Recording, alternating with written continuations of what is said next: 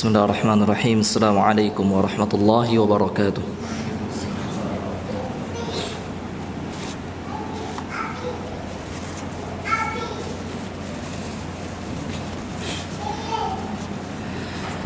Alhamdulillahi rabbil alamin. Wassalatu wassalamu latamani al-akmalani ala al-mab'uthi rahmatan lil alamin wa ala alihi wa sahbihi ajma'in wa man sara ala nahjihim ila yaumiddin, amma ba'd. Allahumma 'allimna ma yanfa'una wanfa'na warfa'na bima 'allamtana wa zidna 'ilman wa 'amala wa faqihna fid din.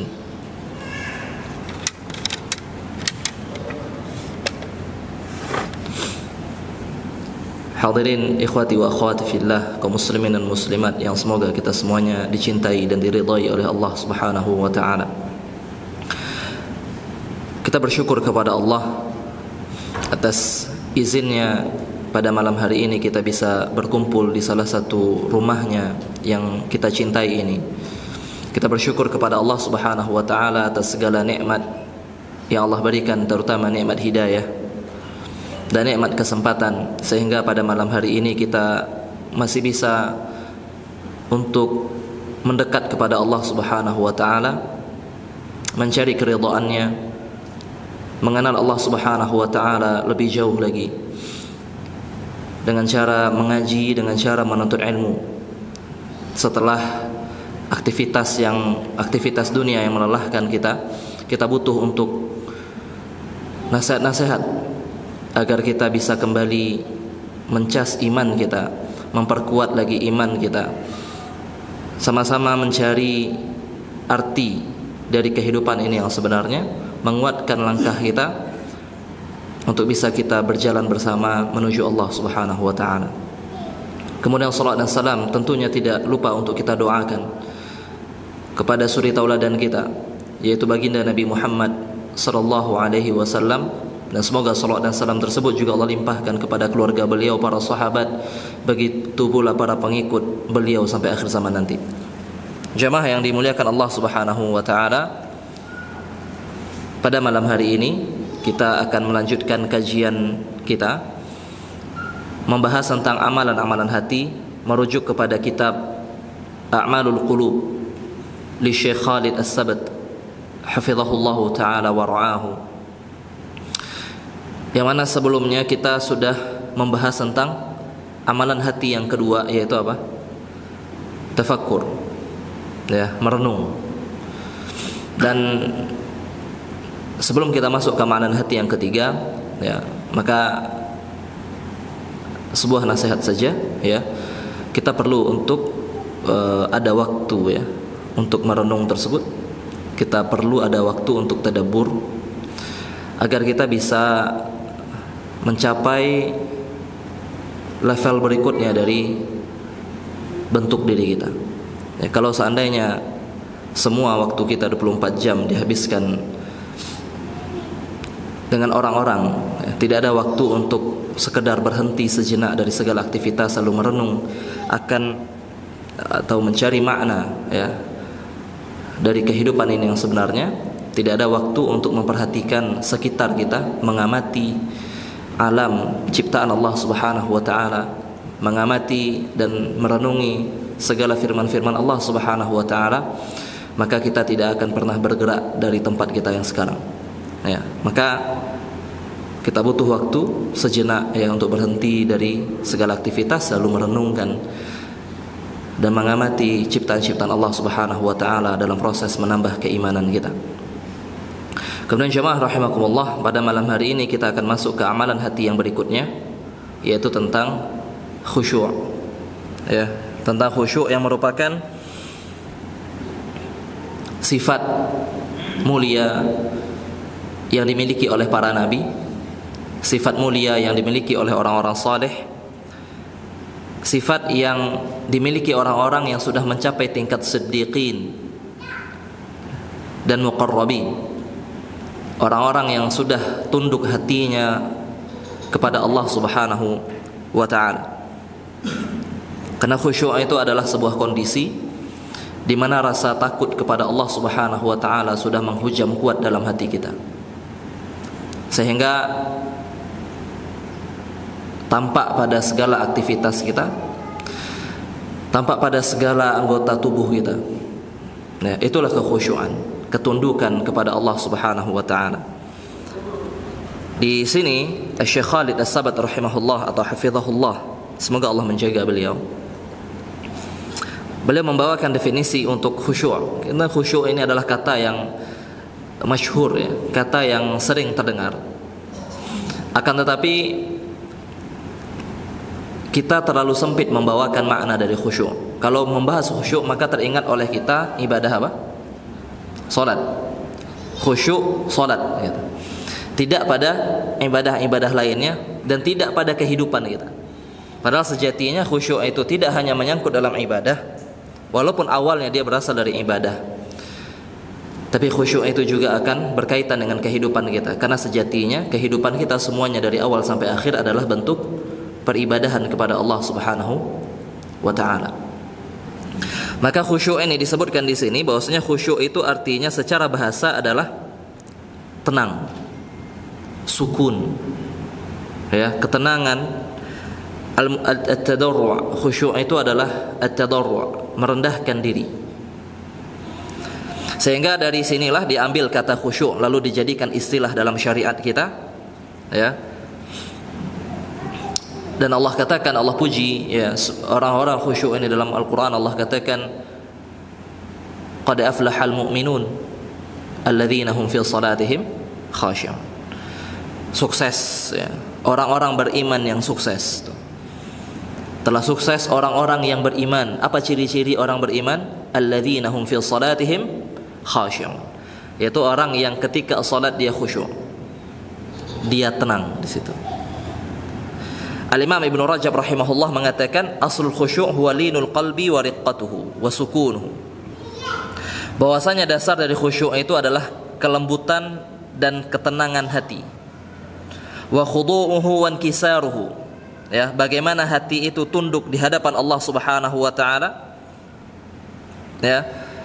Fa idza khasha'al qalbu tabi'ahu khusyu'u jami'il jawarih wal a'dha. Yang mana kalau seandainya hati ini khusyuk. Jadi khusyuk ini asalnya adalah amalan hati. Namun ketika khusyuk sudah ada dalam hati, maka itu akan tampak pada anggota tubuh. Ketenangan yang ada pada anggota tubuh. Kenapa? Karena anggota tubuh akan mengikuti hati. Hati itu rajanya, sedangkan anggota tubuh yang lainnya adalah pasukannya. Nabi SAW mengatakan, ala wa inna fil jasadi mudghah. Sejatinya di dalam tubuh kita ini ada segumpal daging. Idza saluhal jasadu kulluhu, yang mana kalau seandainya segumpal daging tersebut dia baik, maka seluruh anggota tubuh kita yang lainnya akan baik. Namun kalau seandainya segumpal daging ini akan rusak, maka semua anggota tubuh kita akan ikut rusak. Ala wahyal qalb, dan itulah yang dinamakan dengan hati. Maka ketika hati khusyuk, tenang, merendah, maka anggota tubuhnya pun akan terlihat seperti itu. Dia akan mengikuti apa yang dikatakan oleh hati. Taib. Al-Imam Ibnu Taimiyah rahimahullah juga mengatakan bahwasanya khusyuk itu mengandung dua makna. Ya. Yang pertama merendah, yang kedua tenang. Kenapa? Karena inilah yang difirmankan Allah Subhanahu wa taala. Ini definisi yang dibawakan oleh Allah Azza wa Jalla dalam firman-Nya. Wa min ayatihi annaka taral arda khashi'ah. Ya. Di antara tanda kebesaran Allah Subhanahu wa taala, di antara tanda kekuasaan Allah Azza wa Jalla, di mana Allah mampu untuk menghidupkan kembali orang yang sudah mati. Allah memberikan analogi, yaitu apa? Annaka taral arda khashi'ah, di mana engkau akan melihat tanah yang awalnya khashi'ah. Tanah yang awalnya khusyuk. Wa idza anzalna 'alaihal ma', dan ketika kami turunkan air ke tanah tersebut, ihtazzat warabat, maka tanah itu akan bergerak dan tumbuh. Akan ada kehidupan yang lahir dari situ. Ini dijadikan oleh Allah Subhanahu wa taala sebagai dalil bahwasanya Allah mampu untuk menghidupkan kematian. Ya, Allah mampu, Allah Azza wa Jalla mampu, maha mampu untuk mengembalikan kehidupan tersebut.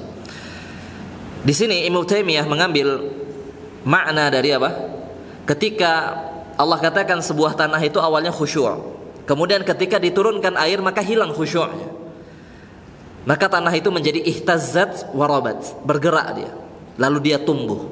Maka itulah arti dari khusyuk, lawan dari bergerak dan tumbuh. Maka khusyuk kata Ibnu Taimiyah adalah ketenangan dan perendahan diri. Ketika kita tidak meninggikan diri kita dan ketika kita tenang dengan ayat-ayat Allah Subhanahu wa taala. Oleh karenanya Imam Ali atau sahabat yang mulia Ali bin Abi Thalib radhiyallahu taala anhu, diriwayatkan beliau pernah mengatakan al-khusyu'u fil qalb. Bahwasanya khusyuk itu asalnya dari hati. Wa antalina kanafuka lil mar'il muslim. Tapi dia akan tampak pada anggota tubuh yang lainnya. Yaitu ketika kita melihat orang muslim, ketika kita bertemu dengan seorang muslim, kita tidak meninggi. Wa alla taltafita fi salatika, dan ketika salat ndak tolah-toleh kiri kanan. Itu khusyuk. Yang dikatakan oleh Ibnu Taimiyah tadi bahwasanya apa? Dia tenang, dia tidak bergerak, ya. Dan dia merasakan kerendahan diri di situ. Tidak mengangkat dirinya lebih daripada orang lain. Baik, ini khusyuk nih. Ya, jadi khusyuk itu tidak sekedar gerakan anggota tubuh, ya, tidak sekedar yang tampak pada anggota tubuh, tapi khusyuk itu asalnya dari hati. Sedangkan apa yang nampak pada anggota tubuh itu hanyalah hasil dari apa yang ada dalam hati. Dan itu nanti akan kita bahas di akhir, bahwasanya khusyuk itu tidak semuanya khusyuk itu murni dari dalam hati. Baik, dan jamaah yang dimuliakan Allah Subhanahu wa taala, kita seringkali mendengar khusyuk dan Allah Subhanahu wa taala memuji orang-orang yang khusyuk. Seberapa penting khusyuk dalam kehidupan kita. Di sini Syekh Khalid As-Sabat hafizahullah, beliau membawakan beberapa poin kenapa khusyuk itu sangat penting. Pertama kata beliau, karena khusyuk adalah kewajiban salat. Kalau seandainya kita bahas dalam salat, maka khusyuk adalah kewajiban salat. Dan ini pendapat sebagian ulama, bahwasanya apa? Khusyuk adalah kewajiban dalam salat, dalam artian kalau seandainya kita tidak khusyuk dalam salat kita berdosa. Apa dalilnya? Mereka membawakan beberapa dalil. Salah satunya firman Allah Subhanahu wa taala, "Wasta'inu bis-sabri was-shalah."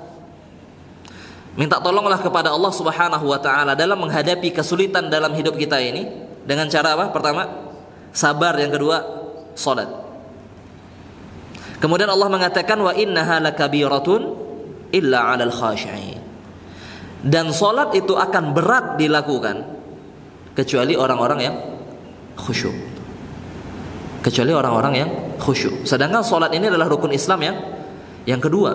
Harusnya seorang muslim tidak boleh merasa berat ketika mengerjakan salat. Sehingga apa? Ketika Allah katakan salat tidak bisa dilakukan kecuali orang yang khusyuk, menunjukkan khusyuk adalah kewajiban dalam salat. Begitu juga tadi ayat yang sudah kita bahas, Allah Subhanahu wa taala mengatakan qad aflahal mu'minun alladzina hum fi salatihim khashi'un. Sungguh telah beruntung, sukses. Siapa yang sukses itu? Orang-orang yang beriman. Apa ciri-ciri orang yang beriman? Alladzina hum fi salatihim khashi'un. Orang yang ketika mengerjakan salat dia khusyuk. Orang yang ketika dia mengerjakan salat dia fokus. Orang yang ketika dia mengerjakan salat dia tidak sering pergerakannya. Orang yang ketika dia mengerjakan salat dia tenang, tidak menoleh kiri kanan. Orang yang ketika mengerjakan salat dia hadirkan hatinya. Alladzina hum fi salatihim khashi'un. Maka di sini kita lihat Allah Subhanahu wa taala katakan bahwasanya orang yang salat, yang khusyuk dalam salatnya, itu adalah orang yang beruntung. Karena itulah sifat seorang mukmin. Maka kebalikannya kita bisa pahami apa? Kalau seandainya kita tidak khusyuk dalam salat, maka kita tidak akan beruntung. Kalau seandainya kita tidak khusyuk dalam salat kita, maka kita sengsara. Kalau seandainya kita tidak khusyuk dalam salat kita, maka kita gagal. Maka kita tidak sukses. Karena Allah katakan bahwasanya orang yang beruntung adalah orang beriman, dan sifatnya orang beriman salah satunya adalah dia khusyuk dalam salatnya. Maka di sini kata Ibnu Taimiyah rahimahullah dan yang sependapat dengan beliau, bahwasanya khusyuk adalah kewajiban dalam salat. Bukan syarat sah salat. Khusyuk bukan syarat sah salat. Orang sah salatnya tanpa kekhusyuan kalau seandainya rukun-rukunnya terpenuhi. Akan tetapi kalau seandainya dia tidak khusyuk dalam salatnya, maka dia tidak akan dapat nilai dari salat tersebut. Maka kalau seandainya tidak dapat nilainya, maka salatnya tidak ada artinya di sisi Allah Subhanahu wa ta'ala. Karena salat itu, pembahasan kita dalam salat bukan sekedar apa? Sah atau tidak. Itu dulu pelajaran ketika SD. Ya, kalau anak SD dia salat, ya maka yang dia pikirkan adalah ini terpenuhi tidak rukun sama syaratnya, udah. Ya. Namun harusnya ketika bertambah usia kita, maka bertambah tingkatan salat kita, tidak hanya sekedar mengejar sah atau tidaknya saja, tapi meningkat lebih jauh lagi bahwasanya salat kita sudah khusyuk atau belum.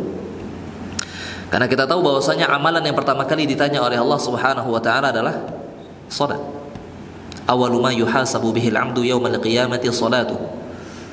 Yang pertama kali dihisab oleh Allah Subhanahu wa taala, yang ditanya pertama kali dari amalan seorang hamba adalah salatnya.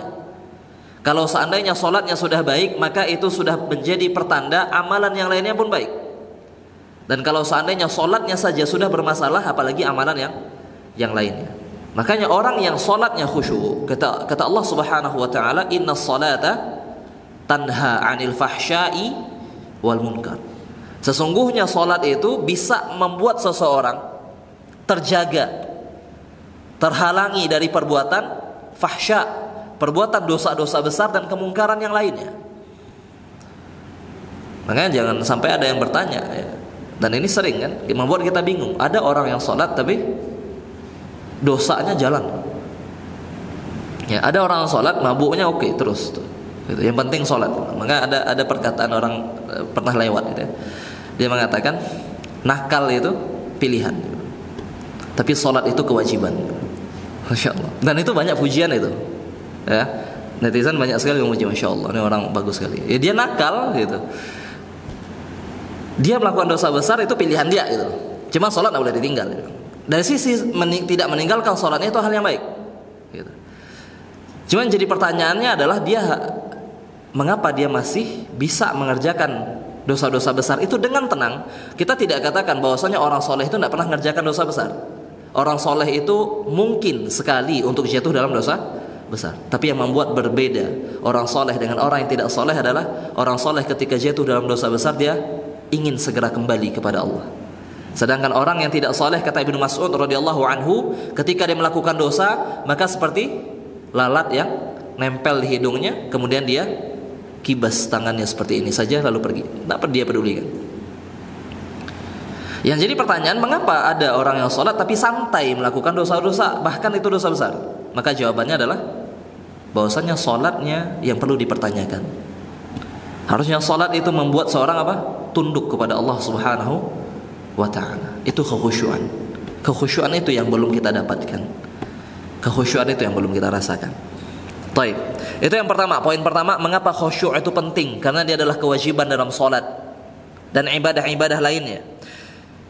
Kemudian yang kedua, kata Syekh Khalid As-Sabat di sini bahwasanya ibadah yang disertai khusyuk tentu lebih baik, jauh lebih baik daripada ibadah yang dilakukan kosong. Tidak hadir hati kita di situ, kosong. Kata Hassan bin Atiyah rahimahullah, inna rajulaini la yakunani fi salatin wahidah. Bisa jadi ada dua orang yang salat, melakukan salat yang sama, mungkin di shaf yang sama, shaf terdepan tuh. Wa inna bainahuma fil fadli lakuma bainas samai wal ard. Akan tetapi perbandingan salat mereka berdua nih itu seperti langit dan bumi. Dia salatnya barengan. Satu salat yang sama. Sama-sama salat maghrib kita tadi. Ya. Sama-sama dalam satu shaf. Shafnya shaf terdepan. Ya. Akan tetapi yang satunya mendapatkan pahala yang sangat besar, yang satunya pahalanya 0. Apa yang membedakannya? Kehadiran hatinya ketika dia mengerjakan salat. Baik. Kemudian yang ketiga, kata beliau di sini, kenapa khusyuk itu perlu kita pelajari dan kita usahakan? Karena Rasulullah SAW mengatakan, inna awwala ma yurfa'u minan nas al khusyuk. Karena yang pertama kali hilang dari hati kita adalah kekhusyuan. Dan itu mungkin sudah kita lihat zaman sekarang. Khusyuk itu sangat-sangat sulit sekali. Khusyuk itu sangat sulit sekali. Berbeda dengan orang-orang terdahulu, orang-orang soleh dulu itu. Khusyuk itu awalnya sudah sulit. Ditambah di zaman sekarang. Karena apa? Karena hidup kita zaman sekarang ini terlalu banyak apa? Distraksinya.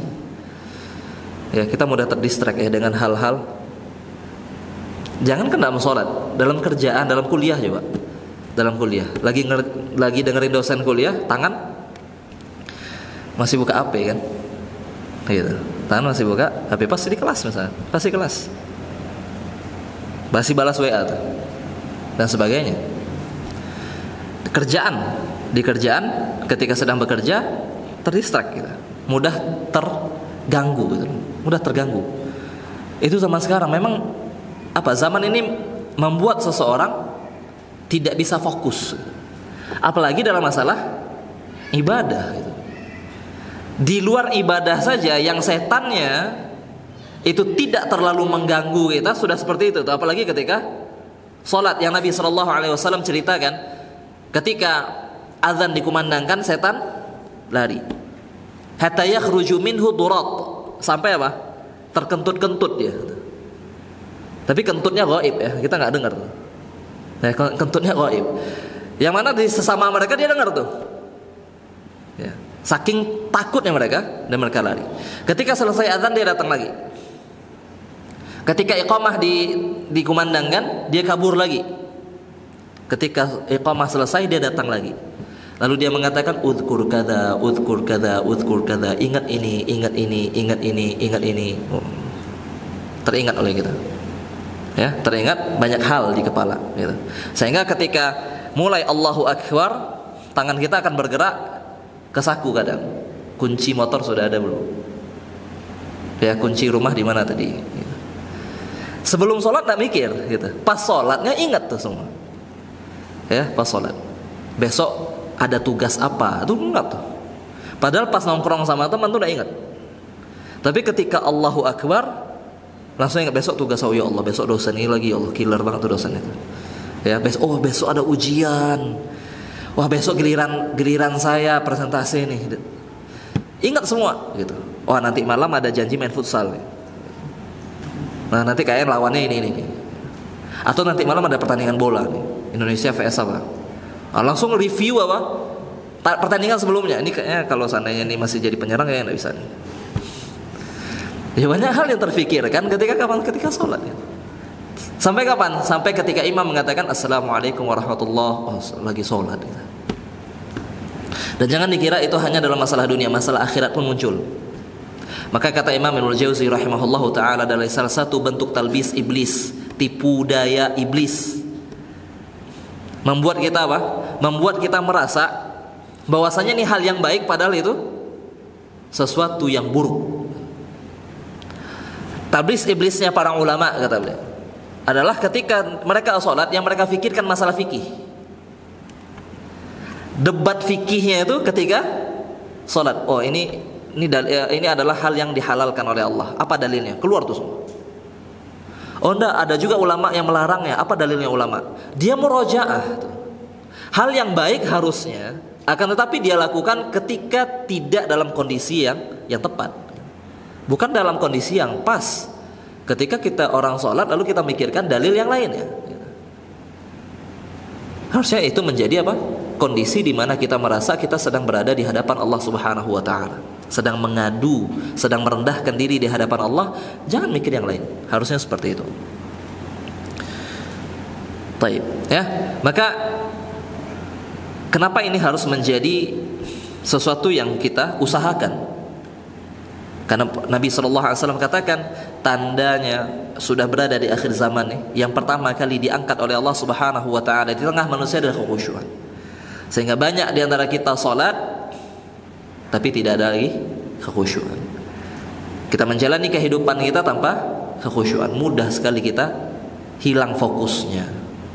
Ya, zaman sekarang itu hilang fokus, ya, susah kita untuk fokus. Baik. Kemudian yang keempat, kenapa khusyuk ini penting? Kata beliau di sini bahwasanya apa? Allah Subhanahu wa taala menegur. Allah sempat menegur orang-orang beriman. Kenapa? Karena mereka lambat sekali untuk sampai ke tingkat khusyuk itu. Ini yang ditegur Allah Subhanahu wa taala bukan kita asalnya, para sahabat. Dan kita tahu para sahabat itu adalah orang-orang yang dididik langsung oleh Rasulullah sallallahu alaihi wasallam. Di zaman itu yang fitnahnya tidak seperti zaman ini. Dan itu pun Allah turunkan ayat ini, Allah katakan alam ya'ni lil ladzina amanu an takhsha'a qulubuhum li dzikrillah wa ma nazala minal haqq. Belumkah datang waktunya, kata Allah Subhanahu wa taala, untuk orang-orang yang beriman tunduk hatinya ketika mengingat Allah Subhanahu wa taala dan tunduk hatinya ketika menerima kebenaran. Dan ini tingkatan pertama kekhusyuan nih, nanti kita bahas. Ketundukan kita ketika apa? Datang kebenaran itu. Bahwasanya tadi kita artikan khusyuk itu tidak sekedar apa? Ketenangan, tapi juga merendah. Apalagi merendah ketika datang firman Allah Subhanahu wa taala. Orang yang beriman kepada Allah Azza wa Jalla ketika mendengar ayat ini, maka itu sindiran. Jangan sampai apa? Ketika datang nasihat-nasihat Allah Subhanahu wa taala, ada orang yang menasihati kita, dibawakannya firman Allah Subhanahu wa taala, dibawakannya hadis Nabi sallallahu alaihi wasallam, terus kita bilang enggak. Kita masih membantah gitu. Dengan logika kita. Padahal ini kita tahu bahwasanya ini perintah Allah Azza wa Jalla. Ini adalah aturan Allah Subhanahu wa taala, pemilik alam semesta ini. Terus kita dengan logika remeh kita, logika kita yang pendek itu, terus kita bantah. Allah tegur orang-orang dulu. Kok belum datang waktunya? Orang-orang beriman itu khusyuk hatinya untuk mengingat Allah Subhanahu wa taala dan dalam menerima kebenaran. Kok belum? Nah, dan ini kalau seandainya kita bawakan di zaman kita, tentu ini sangat keras teguran Allah Subhanahu wa taala. Bagaimana Allah Azza wa Jal, ya, senantiasa memberikan rezeki untuk kita dalam kehidupan ini. Bagaimana kita menikmati segala kenikmatan yang Allah berikan kepada kita. Ya, lihat tubuh kita saat sekarang ini, gitu. Allah berikan mata, Allah berikan telinga. Lihat bagaimana kenikmatan-kenikmatan yang melekat pada tubuh kita. Kemudian untuk tunduk khusyuk kepada Allah Subhanahu wa taala kita masih belum, kata Allah. Kok bisa? Ya. Dan ayat ini layak sekali untuk senantiasa kita tadaburi, ikhwati fillah azakumullah. Allah menunggu itu. Allah menunggu kita untuk khusyuk. Allah tunggu kita untuk khusyuk. Allah yang setiap harinya memberikan kebaikannya kepada kita, melimpahkan berbagai anugerah kepada kita, menunggu kita untuk khusyuk. Belumkah datang waktunya kalian untuk khusyuk, kata Allah. Belumkah datang waktunya? Kapan, kata Allah. Menunggu antum. Allah menunggu kita semuanya untuk mengkhusyukkan hati kita kepada Allah Azza wa Jalla.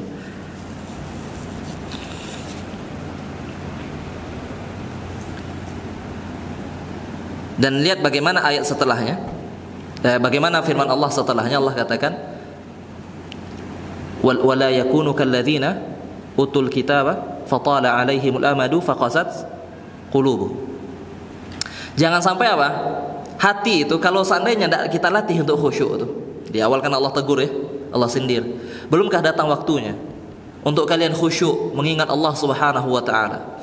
Jangan sampai seperti orang-orang yang diberikan kitab sebelumnya. Min qablu fatala alaihimul amad. Mereka tidak melatih diri mereka untuk khusyuk. Mereka biarkan hati mereka tidak ada ketika mengingat Allah Subhanahu wa taala. Mereka suka bantah Allah, tidak dia rendahkan dirinya di hadapan Allah Azza wa Jal. Apa akibatnya? Fatala alaihimul amadu faqasat qulubuhum. Semakin lama semakin keras hatinya. Semakin lama akan semakin keras hati itu. Maka itu penyebab hati kita ini keras. Kenapa? Kita tidak melatih hati kita untuk khusyuk. Semakin lama akan semakin jauh kita dari Allah Subhanahu wa taala, semakin lama kita akan tidak lagi bisa merasakan kenikmatan ketika berzikir kepada Allah. Dan semakin lama ketika hati itu semakin lama semakin keras, nasihat itu pun mental, tidak akan lagi masuk ke dalam hati kita. Nah, itu bahaya. Dan kita tidak tahu, ya. Kita tolak, hati kita mengeras. Kemudian di saat itu Allah Subhanahu wa taala cabut nyawa kita, naudzubillah. Baik. Kemudian yang berikutnya, yang kelima kata beliau di sini, lihat bagaimana pentingnya khusyuk itu. Banyak sekali di antara syariat kita yang menyuruh kita untuk menunda melakukan ibadah demi mencapai kekhusyuan. Sehingga ini menjadi satu hal yang harus kita renungkan. Bagaimana nilai khusyuk itu di sisi Allah Subhanahu wa taala. Al-khusyuk ruhul ibadah. Khusyuk itu ruhnya satu ibadah. Kalau seandainya ibadah kita kosong, tidak ada khusyuk, itu seperti bangkai berjalan kita tuh, tidak ada ruhnya, seperti orang udah mati. Contohnya adalah ketika Nabi SAW mengatakan abridu bis salah. Ketika sholat zuhur, ya, ketika sholat zuhur itu terasa sangat panas di musim panas, ya, maka Nabi SAW suruh apa? Tunda sampai apa? Sejuk, sampai tidak terlalu panas. Tentu ini berkaitan dengan zaman dulu, ya. Zaman sekarang tidak perlu, apalagi ini di Masjid Muqtasidin. Terus siang nggak ada kerasa panasnya, ya, AC-nya dingin, jadi tidak perlu ditunda. Gitu. Namun yang kita ambil pelajaran di sini adalah bagaimana Nabi SAW yang kita tahu ibadah yang sangat dicintai Allah Subhanahu Wa Taala, salah satunya adalah solat di awal waktu. Solat di awal waktu itu pahalanya besar. Namun kalau seandainya solat di awal waktu tidak membuat kita khusyuk, tunda. Seperti apa? Kondisi panas tuh. Seperti apa lagi? Ketika Nabi SAW mengatakan idza hadarat ta'am, ya, kalau seandainya makanan udah ada, wa uqimatis shalah, kemudian iqamah dikumandangkan, fabda'u bil asya, maka mulailah makan dulu. Karena orang mikir kan, masa lebih penting makan daripada sholat? Enggak, karena sholat lebih penting, makan dulu. Bukan karena makan lebih penting dari sholat, tapi karena sholat itu lebih penting, maka makan dulu. Jangan sampai ketika sholat yang dipikirkan rendangnya. Nah, gitu. Jangan sampai ketika kita sholat yang kita pikirkan nasi goreng depan tuh. Ya, makanya suruh makan dulu, sehingga setelah selesai makan perut kenyang. Ketika sholat tidak ada alasan untuk ingat makan lagi, kita sudah makan. Tentu ini para ulama jelaskan dalam kondisi perut benar-benar lapar, ya. Bukan setiap kali Pak mau adzan nih, masak. Kenapa? Karena mau adzan. Gitu. Kata Nabi SAW tuh makan dulu gitu. Nah, maksudnya adalah ketika itu sudah dihidangkan, perut kita benar-benar butuh untuk makan, jangan sampai ketika sholat hilang khusyuk. Maka penuhi dulu.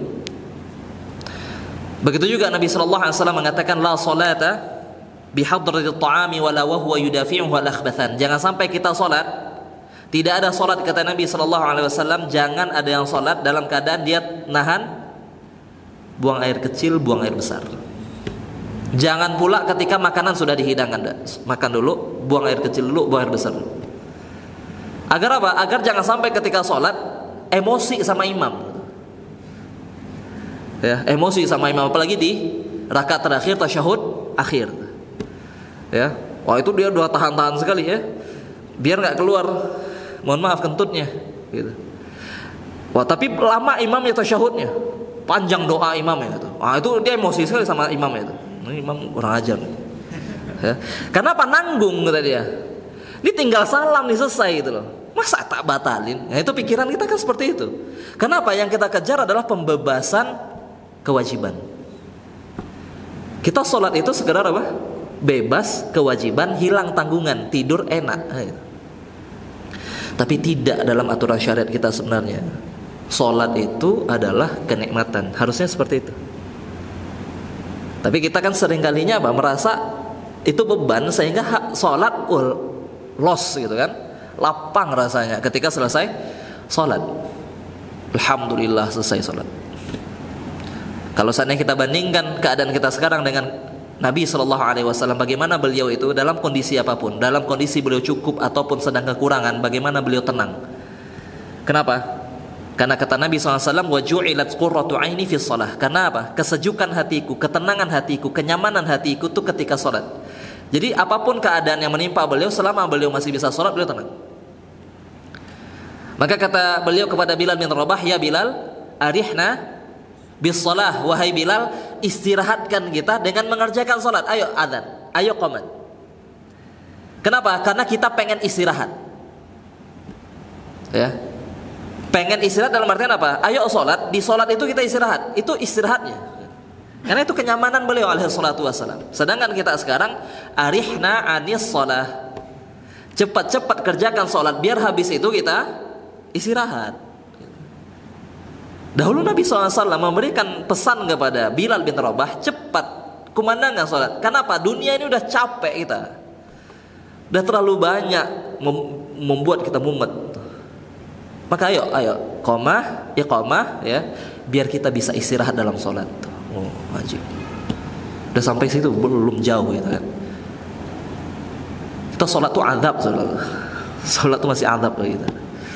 Ya. Bagaimana Nabi SAW? Kenapa? Beliau khusyuk dalam situ. Beliau menikmati salatnya. Sehingga ketika beliau SAW sedang mumet, ketika banyak masalah yang menghimpit beliau, apa yang beliau kerjakan? Salat. Kata Jabir bin Abdullah, Nabi SAW, idza faza'ahu amrun, kalau seandainya, atau idza hazabahu amrun, kalau seandainya ada urusan yang membuat pikiran beliau itu bercabang-cabang tuh, mikirin ini, mikirin itu, mumet gitu. Apa yang beliau lakukan? Fazi'a ila shalah, langsung salat. Fazi'a itu bukan sekedar salat, fazi'a, langsung ambil wudu salat. Itu yang dilakukan oleh baginda Nabi SAW. Kenapa? Karena menikmati salatnya. Karena salatnya ada ruh gitu. Salatnya kehidupan. Sehingga setelah itu beliau tenang kembali, ya. Sehingga setelah itu beliau menjalani kehidupannya dengan baik. Beliau bisa memutuskan ini dan itu dan sebagainya. Berbeda dengan kita sekarang, ketika tambah banyak masalah, tambah tidak mau sholat, tambah berat sholatnya kan. Kenapa? Karena sholat kita hanya sekedar beban, tidak ada kehidupannya, tidak ada ruhnya di situ. Maka itu pentingnya sholat, pentingnya khusyuk, ya. Karena khusyuk itu adalah ketenangan. Khusyuk itu ketenangan. Berawal dari khusyuk dalam ibadah kita, itu akan membuat tenang dalam kehidupan kita. Baik. Kemudian di sini beliau membahas 3 tingkatan khusyuk. Kita ada 3 levelnya. Pelan-pelan. Dari satu tangga ke tangga berikutnya ke tangga berikutnya. Tingkatan yang pertama kata beliau di sini adalah tingkatan at-tadzallulu li amrillah ma'al istislam li hukmih wa tawadhu' li nadharillah. Adalah ketika kita sampai pada tahap merendah untuk menjalankan aturan Allah, tunduk patuh dengan aturan Allah, pasrah dengan segala hukumnya, dan tawadhu' ketika kita tahu bahwasanya Allah lihat kita tuh. Itu tingkatan pertama, tidak boleh hendak nih. Ini tidak boleh hendak. Ketika datang aturan Allah, sami'na wa ta'ana. Ya Allah, saya sudah dengar ayatnya, saya sudah dengar hadisnya, ata'ana. Saya amalkan. Tidak ada mengatakan, kalau gitu gimana? Tidak bisa kerja saya sekarang kalau seandainya ini diharamkan. Terus gimana? Gitu. Banyak bantahannya. Allah mau dibantah itu. Allah yang mau dibantah. Nah, tahapan khusyuk yang pertama adalah ketika datang aturan Allah, khusyuk langsung. Tunduk kepada Allah Subhanahu wa ta'ala. Itu tahapan pertama. Level yang keduanya adalah fokus sama diri sendiri itu. Level keduanya. Ketika bahwasanya kita fokusnya sama aib diri sendiri. Karena khusyuk tadi kita katakan apa di awal? Khusyuk itu adalah ketika ketakutan kita kepada Allah sudah mengakar dalam hati, itu khusyuk. Maka ketika rasa takut kita muncul, yang kita pikirkan apa? Kita selamat enggak? Kalau seandainya sekarang kita dicabut, kalau seandainya saya sekarang dicabut oleh Allah Subhanahu wa ta'ala nyawanya, lalu saya bertemu dengan Allah, saya selamat enggak? Maka yang fokus kita di mana? Aib diri sendiri. Dan ini berat kan? Ini level berikutnya. Karena kita selalu fokus kita di aib mana? Aib orang. Aib orang yang kita lihat. Nggak perlu dilihat, nggak perlu dicari-cari, kelihatan langsung. Oh, kalau kita sempurna, kan ini orang yang perfect gitu. Kalau kita cermin tuh ganteng sekali. Kalau kita cermin nggak ada celahnya. Nggak ada orang yang lebih sempurna dari dia. Dia orang paling baik, dia orang paling soleh, dia paling ini. Kalau orang lain apa tuh? Sehingga ketika ada orang yang lebih baik darinya dalam prestasi, dia marah tuh. Kenapa? Karena dia tidak pantas, saya yang pantas. Itu khusyuknya masih belum. Orang yang khusyuk itu dia fokusnya sama dirinya. Dia rendah hati di situ. Kenapa? Karena dia yang dia fokuskan adalah dia selamat tidak di hadapan Allah, itu yang dia pikirkan. Ya, tentu kalau seandainya dia melihat kesalahan temannya, dia nasihati, bukan berarti karena dia merasa dirinya lebih baik, enggak. Karena dia saudaranya, itu aja. Tapi bukan merasa dirinya lebih baik. Baik. Kemudian level yang ketiga sebelum adzan ya. Kemudian level yang ketiga adalah, kata beliau di sini, khusyuk tingkat terakhir itu adalah ketika fokus kita hanya kepada Allah. Itu khusyuk yang paling akhir. Ketika fokus kita hanya kepada Allah, sibuknya cari pujian Allah, sibuknya hanya mengharapkan apa yang ada di Allah. Tidak peduli lagi dengan kata orang, dia tidak perlu validasi, dia tidak perlu followernya bertambah atau tidak, dia tidak perlu like-nya bertambah atau tidak, ya, tidak peduli dia.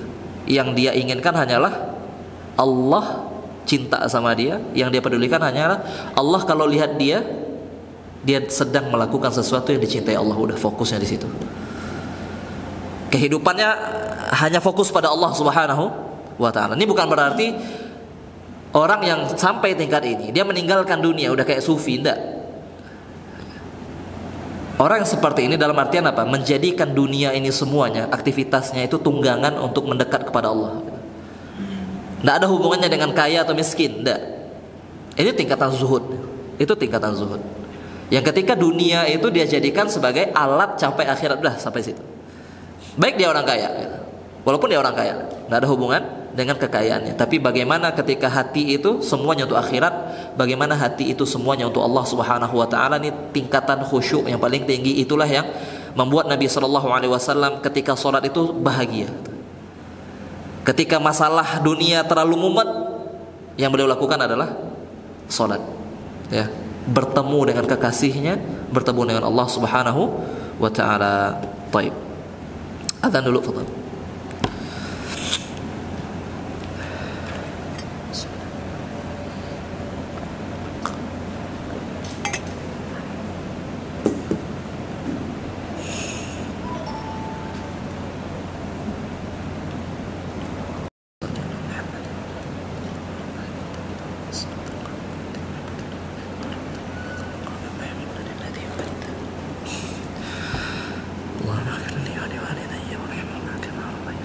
Baik, kita lanjutkan sedikit ya. Di sini beliau membahas tentang jenis-jenis khusyuk. Bahwasanya khusyuk itu ada khusyuk yang benar-benar khusyuk, yaitu khusyuk al-mu'min, khusyuknya orang beriman, khusyukul iman,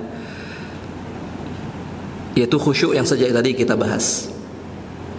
Khusyuk yang berawal dari rasa takutnya kepada Allah Subhanahu wa ta'ala, yang mengakar kuat di dalam hati, ya, sehingga dia tunduk dan patuh dengan segala aturan-aturan Allah Subhanahu wa ta'ala, dan nampak ketenangan dalam anggota tubuhnya, nampak ketenangan pada fisiknya, ya, saat dia ibadah dalam menjalani kehidupan.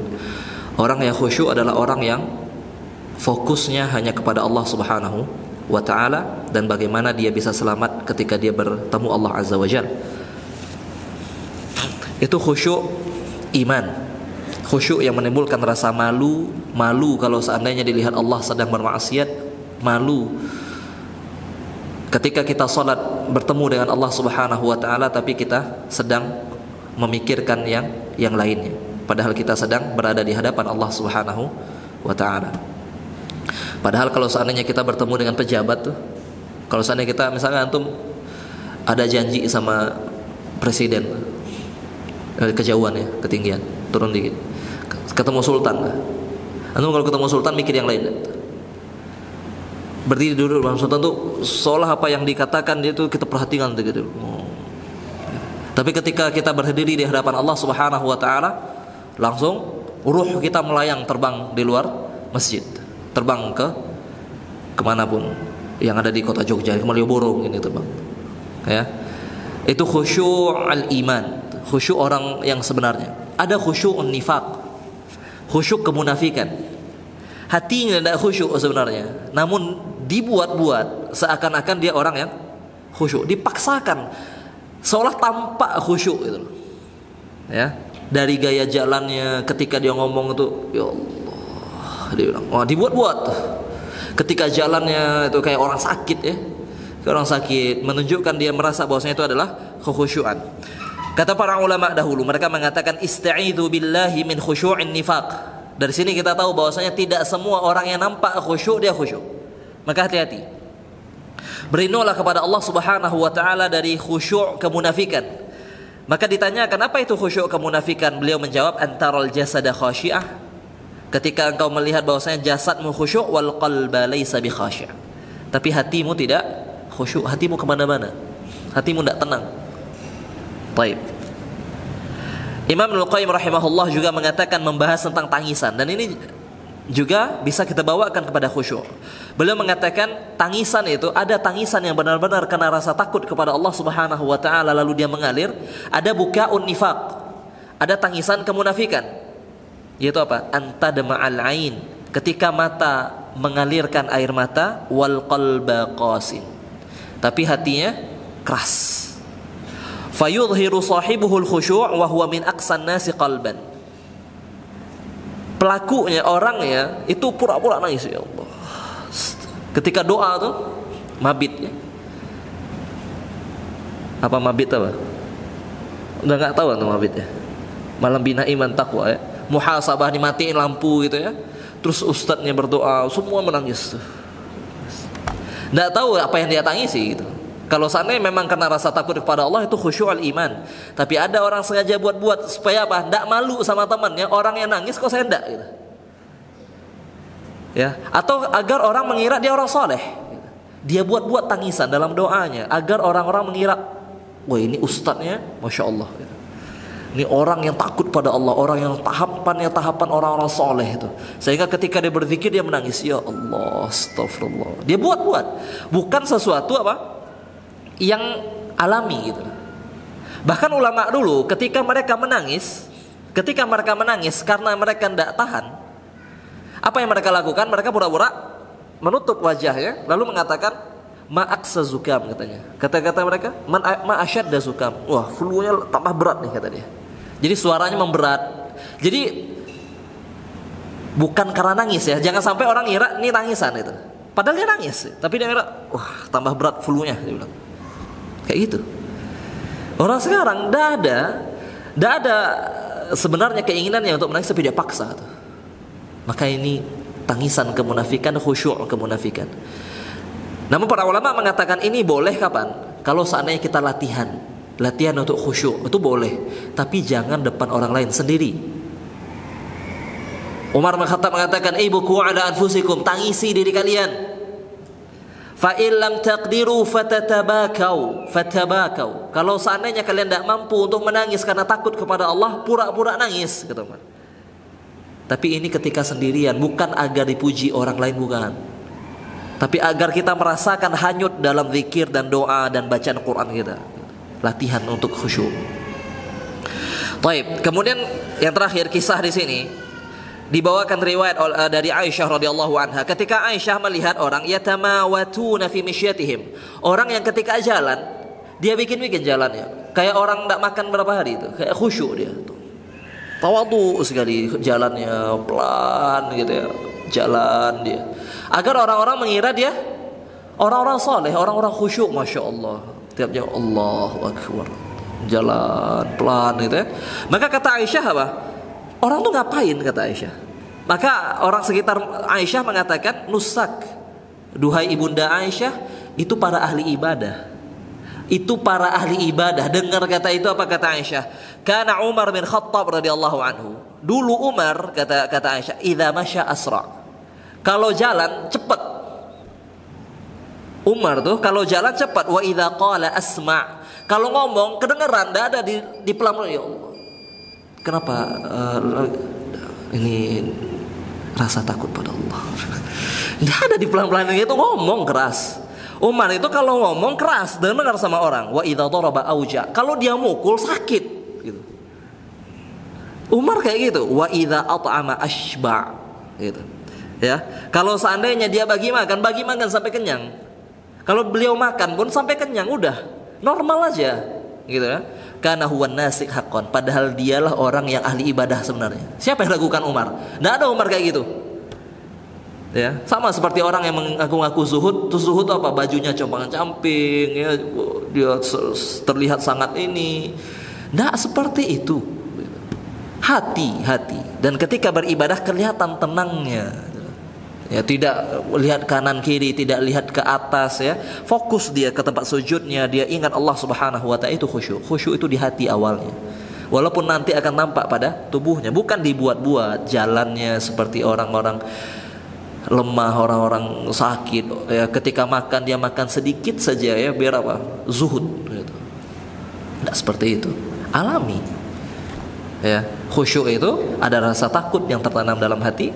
Ya, kemudian apa? Membuat tenang di seluruh anggota tubuhnya. Barakallahu fikum, itu yang bisa kita bahas, dan insyaallah di pertemuan berikutnya kita akan masih membahas tentang kekhusyuan, ya, tentang tata cara khusyuk, bagaimana agar kita bisa khusyuk, ya, dari kitab A'malul Qulub. Ya, nanti kita akan lihat apa tips-tips yang akan diberikan oleh Syekh Khalid As-Sabat hafizahullahu taala dalam masalah mencapai puncak kekhusyuan. Barakallahu fikum, semoga Allah berkahi pertemuan kita pada malam hari ini. Wa sallallahu wa sallim wa barik ala nabiyyina wa habibina Muhammad. Fadhal.